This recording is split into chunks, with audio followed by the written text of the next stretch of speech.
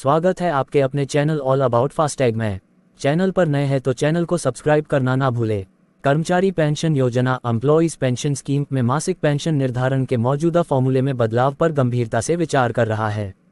इसके तहत संपूर्ण एप्स पेंशन फंड योग्य सेवा के दौरान प्राप्त औसत पेंशन योग्य वेतन के आधार पर मासिक पेंशन निर्धारित करने का प्रस्ताव है।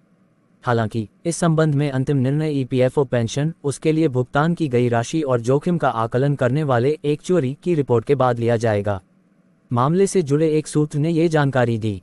फिलहाल ईपीएफओ कर्मचारी पेंशन योजना एम्प्लॉइज पेंशन स्कीम के तहत मासिक पेंशन के निर्धारण के लिए पेंशन योग्य वेतन पिछले 60 महीनों का औसत वेतन एक्स पेंशन योग्य सेवा वर्षों में 70 सूत्र का उपयोग करता है। सूत्र के मुताबिक एप्स पेंशन फंड के तहत मासिक पेंशन के फॉर्मूले में बदलाव का प्रस्ताव है।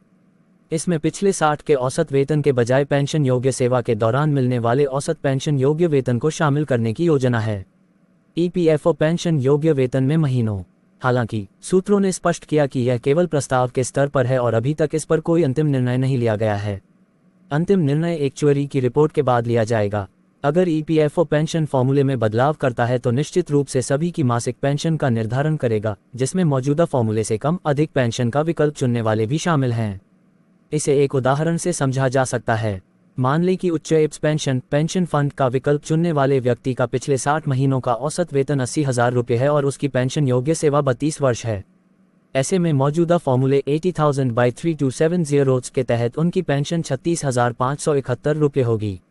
वहीं दूसरी ओर कर्मचारी पेंशन योजना एम्प्लॉइज पेंशन स्कीम में जब पूरे पेंशन योग्य नौकरी के दौरान औसत वेतन लिया जाता है तो मासिक पेंशन का निर्धारण कम होगा, क्योंकि नौकरी के शुरुआती दिनों में वेतन, मूल वेतन और महंगाई भत्ता डीए कम होता है।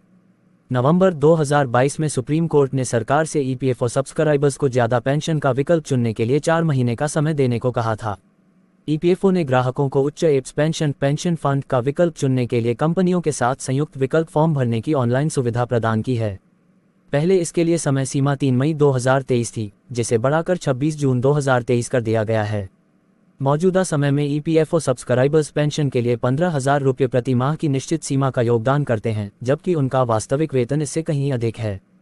कर्मचारी पेंशन योजना एम्प्लॉइज पेंशन स्कीम में अधिक पेंशन के विकल्प से वे अधिक मासिक पेंशन प्राप्त कर सकेंगे। ईपीएफओ की सामाजिक सुरक्षा योजना में अंशधारकों का योगदान 12% है। वहीं कंपनी के 12% योगदान में से 8.33% एप्स पेंशन फंड में जाता है। बाकी 3.67% ईपीएफ में जाता है। सरकार 15,000 रुपये मूल वेतन की सीमा पर कर्मचारी पेंशन योजना ईपीएस में सब्सिडी के रूप में 1.16% का योगदान करती है। सूत्र में बदलाव की जरूरत के बारे में पूछे जाने पर सूत्र ने कहा कि वास्तव में ऐसा माना जाता है कि लंबे समय तक ज्यादा पेंशन देने से आर्थिक बोझ पड़ेगा।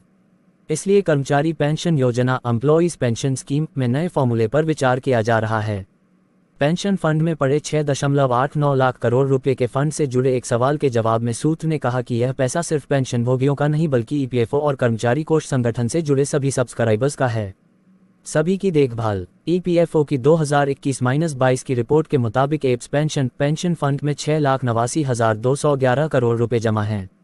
ईपीएफओ को कर्मचारी पेंशन योजना एम्प्लॉइज पेंशन स्कीम फंड पर 2021-22 में 50,614 करोड़ रुपए का ब्याज मिला। दोबारा मुलाकात होगी ऐसे ही किसी नए अपडेट के